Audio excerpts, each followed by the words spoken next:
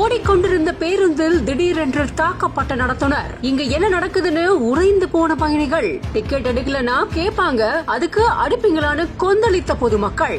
வண்டியை ஓரங்கட்டுங்க, ஸ்டேஷனுக்கு கூட்டிட்டு போலான்னு சொல்லியும் தப்பிக்கும் முயற்சி.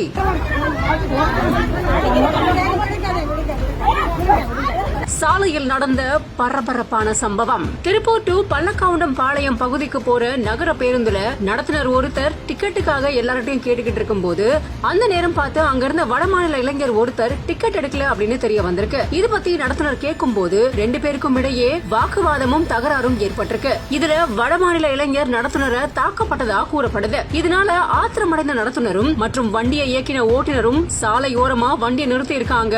வடமாநில இளைஞரை தாக்கி இருக்காங்க. அது மட்டும் இல்லாம இவங்களோட வந்திருந்த பெண் மற்றும் அவங்களோட ஃப்ரெண்ட்ஸ் எல்லாருமே சேர்ந்து தாக்க வேண்டாம் அப்படின்னு 2 பேரையுமே தடுத்ததா கூறப்படுது. இதனால பேருந்துல இருந்த பயணிகளும் நீங்க அடிக்காதீங்க, அவனை ஸ்டேஷன்ல ஒப்படைக்கலாம் அப்படின்னு பேசிக்கிட்டு இருக்கும் போதே வடமாநில இளைஞர் அங்கிருந்து தப்பிச்சு போக முயற்சி பண்ணிருக்காரு. சாலையோரமா வண்டியை நிறுத்திட்டு அவரை பிடிச்ச வண்டியில ஏத்தினதுக்கு அப்புறமா இறுதியா அந்த வடமாநில இளைஞர் மன்னிப்பு கேட்டதா சொல்லப்படுது. தொடர்ந்து மன்னிப்பு கேட்டதன் பேர்ல பேருந்தானது இயக்கப்பட்டிருக்கு.